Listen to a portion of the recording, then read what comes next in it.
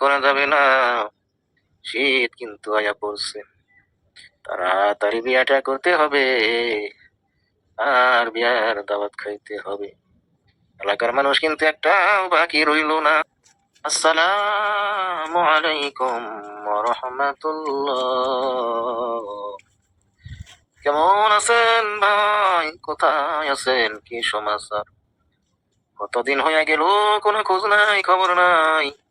আপনি কি বাড়িতে আসবেন না? আর কতদিন পরে আসবেন?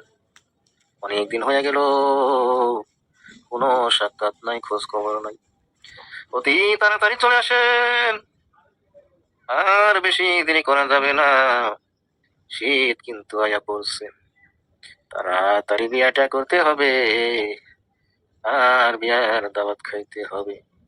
এলাকার মানুষ কিন্তু একটাও বাকি রইল না, সবাই বিয়া করে ফেলাইলো।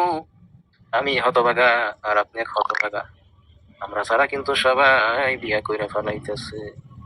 তাড়াতাড়ি বিয়া করতে হবে। আমি মনে হয় আপনি আসার আগেই বিয়া করে ফেলবো। আর যদি 2-4 দিনের মধ্যে আইসা পড়েন, তাহলে আমাকে বললেন।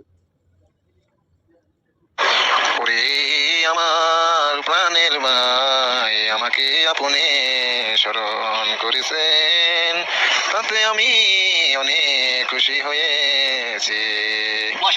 কিন্তু ভাই, দুর্ভাগ্য যে আমার এখনো শীত আসে নাই। আমার যে সফলতা অর্জনে আরো দেরি হবে রে ভাই।